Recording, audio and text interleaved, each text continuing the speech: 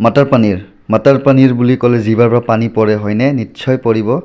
আৰু নন ভেজৰ বাদে মাটাৰ পনীৰ ভেজৰ আইটেমৰ ভিতৰত এটা বেষ্ট অপশ্যন মানে আৰু আমি বিয়াতে যাওক বা ৰেষ্টুৰেণ্টে যাওক বেছিকৈ বিয়াত আমি যদি নন ভেজ নাখাওঁ মাটাৰ পনীৰ আমি বেছি প্ৰিফাৰেঞ্চ কৰোঁ চবলক আজি মাটাৰ পনীৰ ট্ৰাই কৰোঁ আমি চবকে স্বাগতম আজি আমাৰ ভিডিঅ'লৈ আৰু আমি আজি বনাম কি বনাম আজি আমি বনাম মটাৰ পনীৰ আৰু আপোনালোকে নিশ্চয় গমে পাইছে থাম্বনেল চাই আৰু ষ্টাৰ্টিঙত অকণমান ক্লিপ লগাইছিলোঁ চ' বেছি দেৰি নকৰি আমি ভিডিঅ'টো আৰম্ভ কৰি দিওঁ আৰু তাৰে আগত আমি দুজনে মিলি এটা অনুৰোধ কৰোঁ সকলোকে যে আমাৰ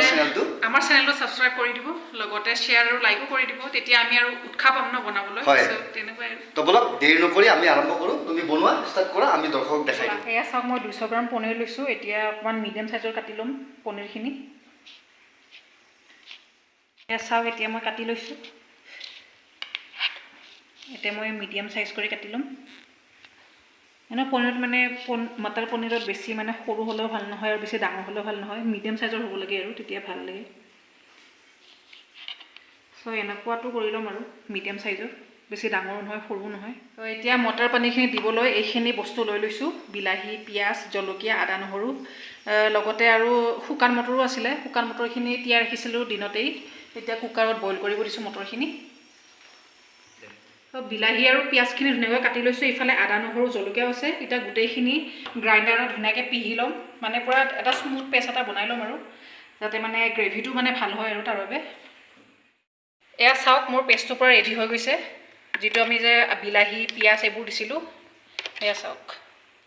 আৰু মটাৰ পনীৰ বনাবলৈ মটৰটোতো দৰকাৰীয়ে বাৰু সেইকাৰণে চাওক এই বইল কৰা মটৰখিনি দেখুৱাই দিছোঁ আপোনালোকক এয়া বইল কৰি লৈছিলোঁ যে তেলখিনি গৰম হৈ গৈছে এতিয়া তেলত কি জিৰা দি দিছোঁ এয়া তেজপাত আৰু দালচিনি 2 টুকুৰা দি দিছোঁ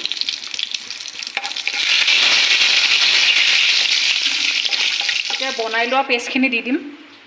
এয়া চাওক দি দিছোঁ এতিয়া ভালকৈ লৰাই দিম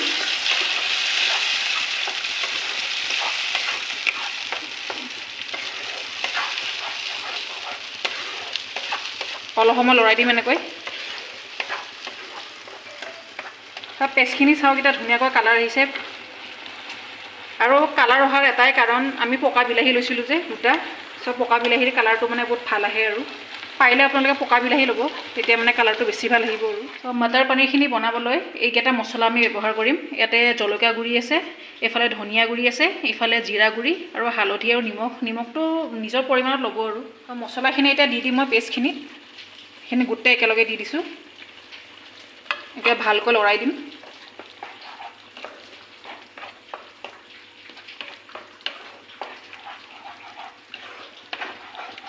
এতিয়া মছলাখিনি ভালদৰে সিজিবলৈ দিম আৰু ওপৰলৈ যাতে তেলটো বিৰিঙি আহিব লাগিব তেতিয়াহে মানে এই গ্ৰেভিখিনি মানে হ'ব আৰু পেষ্টটো মানে হ'ব আৰু এয়া চাওক পেষ্টখিনি আপোনালোকে দেখিবলৈ পাইছে পূৰা তেলটো পূৰা বিৰিঙি আহিছে চাওক বিৰিঙি অহাৰ এইটোৱে কাৰণ যে পেষ্টখিনি আমাৰ ৰেডি হৈ গৈছে এতিয়া আমি মটৰখিনি দিব পৰা হৈ গৈছোঁ আৰু এতিয়া মটৰখিনি আমি দি দিম ইয়াতে বইল কৰি লৈছিলোঁ যে মটৰখিনি চব পানীৰে সৈতে দি দিম এনেকৈ এতিয়া মানে গ্ৰেভিটো হ'ব আৰু আমাৰ বেলেগ পানী ইউজ নকৰোঁ আৰু এয়া দি দিছোঁ চাওক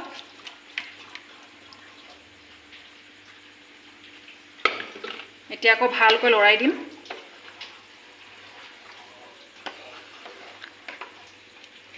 এয়া চাওক এতিয়া ভালদৰে উতলি আহিবলৈ দিম এয়া চাই লওক গ্ৰেভিখিনি 5 মিনিট হোৱাৰ পিছত এতিয়া পনীৰখিনি দি দিম আমি যিখিনি কাটি ৰাখিছিলোঁ যে প্ৰথমতে এয়া দি দিছোঁ এতিয়া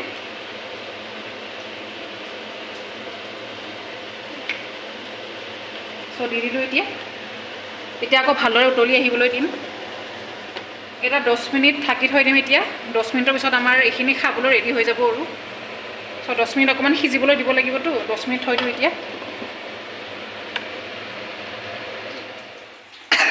ফাইনেলি 10 মিনিট হোৱাৰ পিছত চাওক আমাৰ মটাৰ পনীৰৰ গ্ৰেভিখন ৰেডি হৈ গৈছে এয়া চাওক কালাৰটো ইমান ধুনীয়া আহিছে চাওক পূৰা ৰেড ৰেড হৈ গৈছে চ' আমাৰ ফাইনেলি ৰেডি হৈ গ'ল এতিয়া গেছৰ ফ্লেমটো অফ কৰি দিওঁ